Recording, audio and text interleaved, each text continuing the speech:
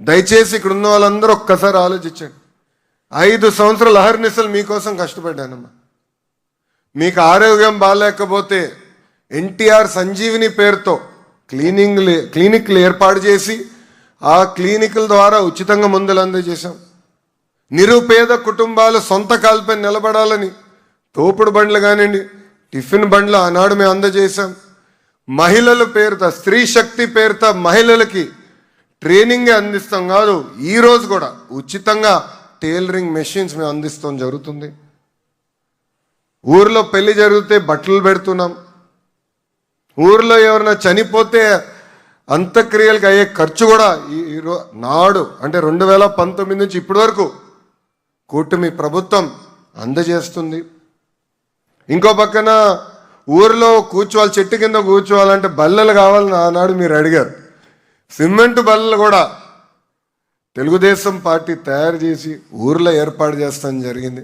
అమ్మా, ఇట్లా చెప్పుకుంటా పోతే సుమారుగా 29 సంక్షేమ కార్యక్రమాలు మేము ప్రతిపక్షంలో ఉన్నప్పుడు చేశాం. అందుకే 24 ఎన్నికలప్పుడు మీ దగ్గరకు వచ్చా. ఆనాడు మీ అందరికీ ఒక మాట ఇచ్చా, ప్రతిపక్షంలోనే మీ లోకేష్ ఇంత కష్టపడితే రేపు అధికారంలోకి వచ్చిన తర్వాత ఎంత కష్టపడతారో ఒక్కసారి ఆలోచించమన్నా. 5 సంవత్సరాలు నేను అనేక ఇబ్బందులు పడ్డా. ఆనాడు అధికారంలో ఉన్నవారు అనేక మాటలు నన్ను అన్నారు. నా గౌరవాన్ని మీరు కాపాడండి, నేను ఏ మెజారిటీ అయితే ఓడిపోయినా దాని పక్కన ఒక్క 0 పెట్టి శాసనసభకు పంపించాలని ఆనాడు కోరా. ఎవరు ఊహించలా. గౌరవ ముఖ్యమంత్రి చంద్రబాబు నాయుడు గారు ఊహించలా. ఎంతమంది శ్రేయోభిలాషులు చెప్పారు నాకు, కేవలం ఒక మంగళగిరి నియోజకవర్గంలోనే కాదు 2 నియోజకవర్గాల్లో పోటీ చేయని. నేను అడిగా ఎందుకని. 1985 తర్వాత గెలవని నియోజకవర్గం అని. అప్పుడు వాళ్ళు ఒకటే చెప్పా, ప్రజల మనసు నేను గెలిచాను అనుకుంటున్నాను, తప్పనిసరిగా ఏకైక నియోజకవర్గం మంగళగిరిలోనే పోటీ చేస్తానని చెప్పాను. మీ అందరి ఆశీస్సులతో ఆంధ్ర రాష్ట్ర చరిత్రలోనే టాప్ 3 మెజారిటీ 91,000 మెజారిటీతో శాసనసభ గడప దొక్కారు. మరింత నా పైన బాధ్యత పెరిగింది. అందుకే మొదటి విడత కింద 3,000 ఇల్లు పట్టాలు ఇచ్చాం. ఈరోజు 2వ విడత కింద ఇంకొక 3,000 ఇంటి పట్టాలు మేము అందజేస్తున్నాం.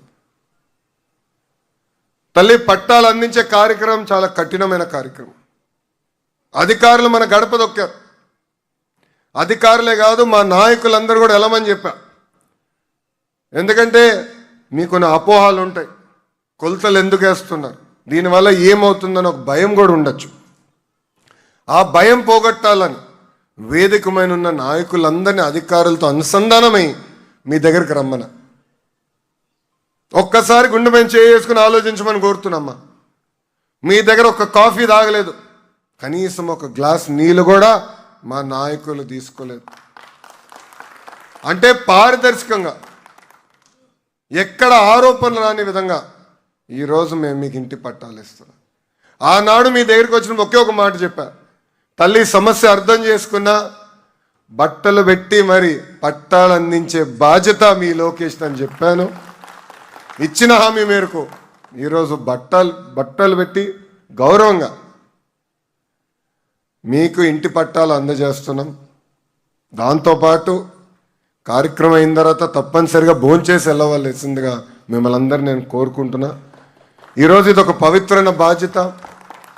ఇంటి పట్టాలే కాదు, 100 పడకల ఆసుపత్రులు కానివ్వండి, గ్రామాల్లో పార్కులు కానివ్వండి, కమ్యూనిటీ భవనాలు కానివ్వండి, శ్మశానాల అభివృద్ధి కానివ్వండి, ఇట్లా అనేక అభివృద్ధి కార్యక్రమాలు.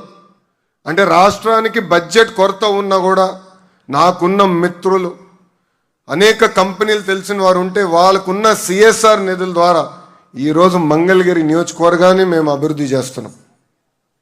మనందరం చూసాం. ఈరోజు కేవలం ఆంధ్ర రాష్ట్రమే కాదు, భారతదేశం మొత్తం ఒక నిడమర్ స్కూల్ గురించి మాట్లాడుతున్నారు. ఎవరు ఊహించలేదు ఒక ప్రభుత్వ పాఠశాల అంత అద్భుతంగా అభివృద్ధి చేయొచ్చని. మన మంగళగిరిలో కార్యక్రమానికి వెళ్ళాం. మహాప్రస్థానం పేరుతో అక్కడున్న శ్మశానాన్ని అభివృద్ధి చేశాం. ఆ కార్యక్రమానికి వెళ్ళినప్పుడు తల్లి వచ్చింది.